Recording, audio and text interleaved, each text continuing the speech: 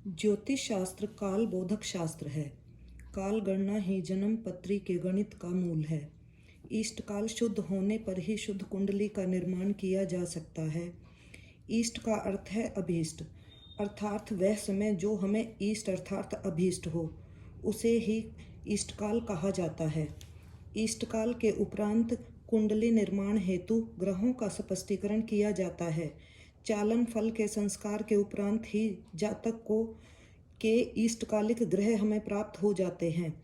ईष्टकाल साधन: जन्म कुंडली किसी निश्चित समय पर आकाश का मानचित्र होता है। जातक के जन्म समय पर पूर्व क्षितिज में जिस राशि का उदय हो रहा होगा वही उसका जन्म लगन माना जाता है। शुद्ध जन्म लगन का ज्ञान तभी संभव है जब जातक का जन्मेष्ट काल भी शुद्ध हो। जन्मेष्ट काल के आधार पर ही जन्मकालिक लगन और जन्मकालिक ग्रह स्पष्ट का गणित किया जाता है। लोक व्यवहार जिन घड़ियों के माध्यम से चलता है उन घड़ियों का समय घंटा और मिनट में होता है।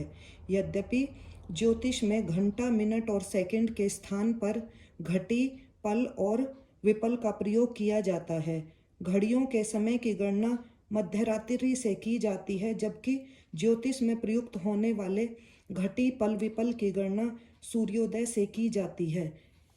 ईष्टकाल साधन को जानने से पहले हमें घटियादि और घंटादि के परस्पर संबंध को समझना जरूरी है। एक दिन में 24 घंटे होते हैं और 24 घंटे और एक दिन में 60 घटी होती हैं। इससे पता लगता है कि एक घंटा is equal to 60/24 is equal to 5/2। अब एक घंटा इज इक्वल टू 60 मिनट्स और एक minute is equal to 60 second.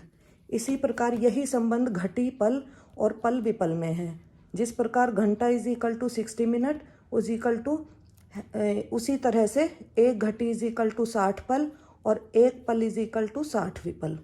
अब हमें मिनट को पल में और सेकंड को विपल में चेंज करने के लिए एक घंटा इज इक्वल टू 2.5 घटी में घंटा की जगह 60 मिनट रख देंगे और घटी की जगह 60 पल रख देंगे। तो इस तरह से एक मिनट इज इक्वल टू 2.5 पल आ जाएगा और उसके बाद मिनट की जगह 60 सेकंड रख देंगे और 60 विपल की पल की जगह 60 विपल रख देंगे। दोनों तरफ से 60 कैंसिल होने के बाद एक सेकंड इज इक्वल टू 2.5 विपल आ जाएगा। इसको अब हम एग्जाम्पल के माध्यम से समझेंगे। सबसे पहले हम 5 घंटा 15 मिनट को घटी पल में बनाना सीखेंगे।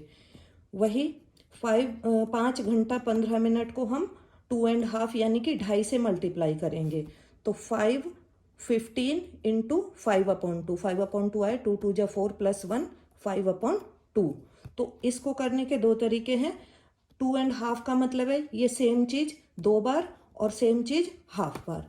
तो 5 15 1 टाइम, 5 15 2 टाइम। अब 5 का हाफ 230 और 15 का हाफ 730। तो इसको जब हम ऐड करेंगे 30, इसको ऐड किया 67, इसको ऐड किया 12। अब जो ये जो 67 है ये क्योंकि 60 से ऊपर है, इसको हम 60 इधर ले जाएंगे घटी की तरफ। तो क्योंकि एक घटी में 60 पल होते हैं तो एक घटी ये यहाँ पे एक घटी ऐड हो जाएगी। तो ये हो गया 12 की जगह 13 घटी। अब क्योंकि 67 में से हम 60 उधर ले जा चुके हैं, 7 पल और 30 विपल। इसको हम दूसरे तरीके से भी कर सकते हैं। 5 15 को सीधा 5/2 से मल्टीप्लाई करना है हमने।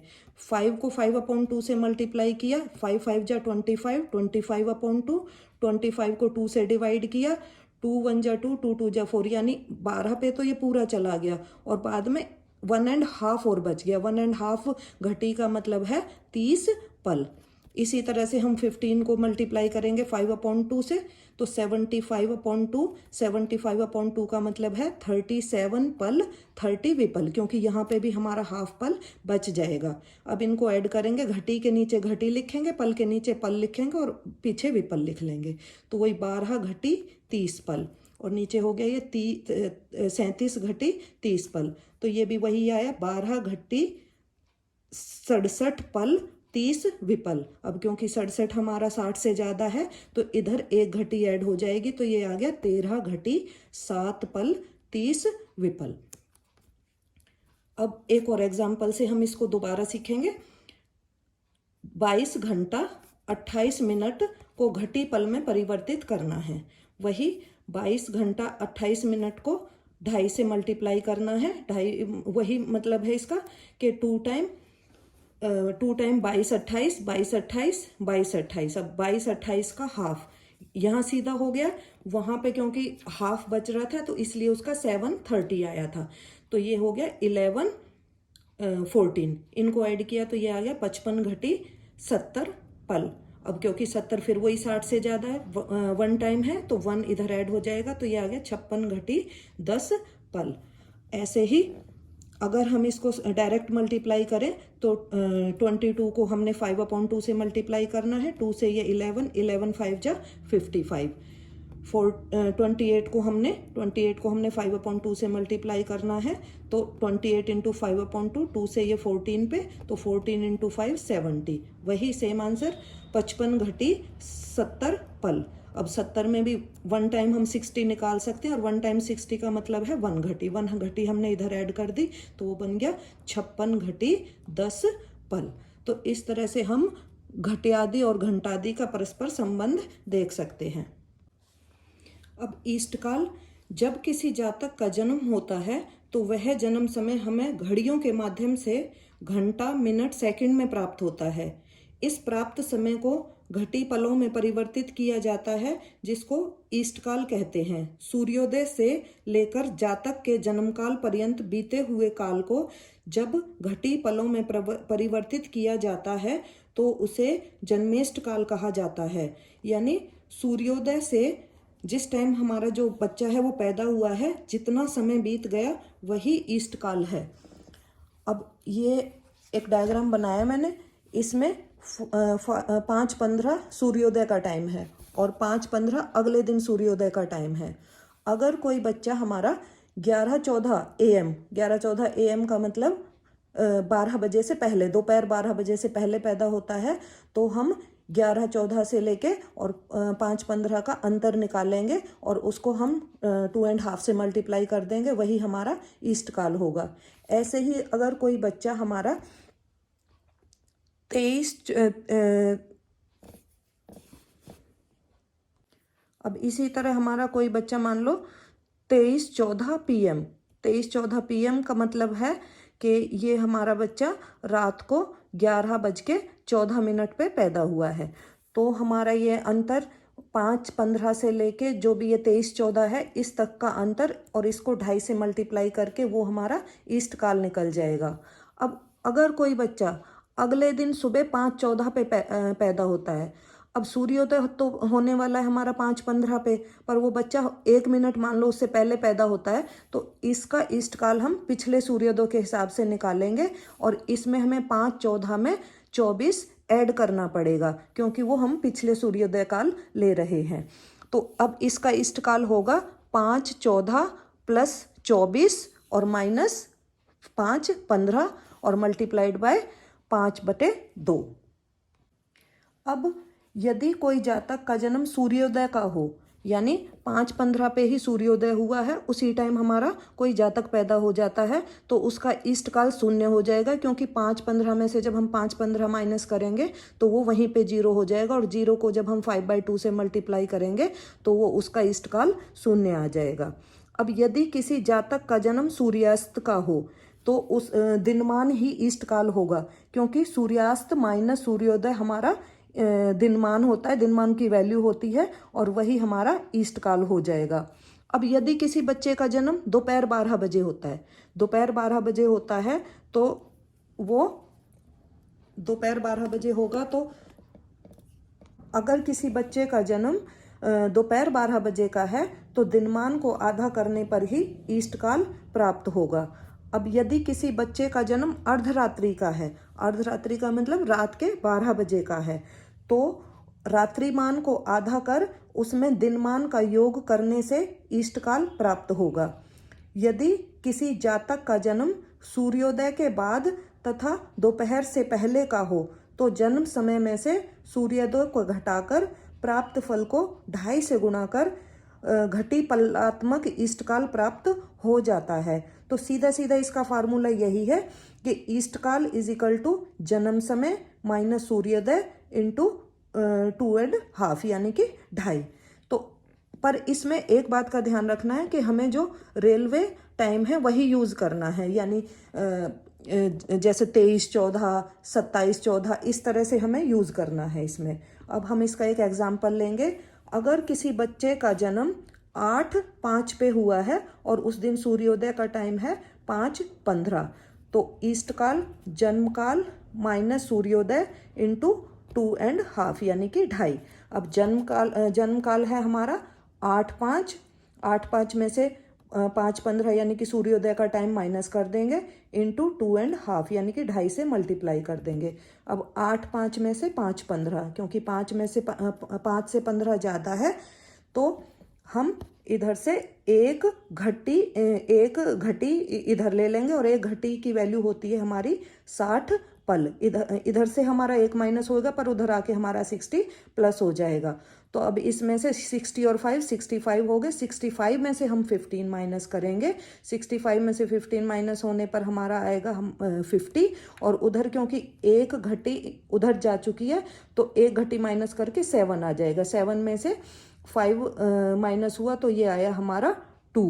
अब 250 को हमने 5/2 से मल्टीप्लाई करना है। चाहे तो वो सिंपल विधि से कर सकते हैं, अदरवाइज हम इसको 5/2 से मल्टीप्लाई करके निकाल सकते हैं। तो 2 × 5/2 इज इक्वल टू 2 से 2 कैंसिल, 5 घटी, और ऐसे ही 50 को हमने जब 5/2 से मल्टीप्लाई किया तो 125 पल। तो इसका हमारा आंसर आ गया 5 घटी 125 पल। पर क्योंकि 125 हमारा 60 से ज़्यादा है तो इसको हम 60 से डिवाइड करके घटी में चेंज कर लेंगे। 60 से डिवाइड करके अब जो यहाँ आती है वो आती है हमारी घटी, और नीचे हमारे पल शेष रह जाते हैं। तो अब क्योंकि यहाँ पे 2 आया है, 2 को हम 5 में ऐड कर लेंगे तो 5 + 2 घटी और 5 पल। तो ये आ गया 7 घटी 5 पल, ये हमारा इष्टकाल होगा। इसी को हम एक सेकंड एग्जाम्पल से समझने का प्रयत्न करते हैं। सूर्योदय मान लो 5:40 AM का है, जन्मकाल हमारा 1:05 PM का है, यानी दोपहर के बाद का है। अब दोपहर के बाद का है तो इसमें हम 12 ऐड करेंगे क्योंकि हमें रेलवे टाइम बनाना है इसका। तो 12 और 1 13, 13:05। अब ये हम जो सूर्योदय में जो जन्मकाल में से सूर्योदय माइनस करेंगे वो 13:05 में से करेंगे। अब इष्टकाल वही जन्मकाल माइनस सूर्योदय इंटू 2.5 यानी कि 2.5।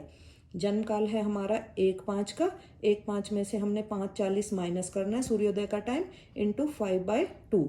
अब वही 13:05 में से 5:40 जब माइनस करेंगे, क्योंकि 5 हमारा 40 से कम है तो इधर हमें ज़्यादा बनाने के लिए इधर से एक घटी यानी कि 60 पल हो जाएंगे इधर आते ही।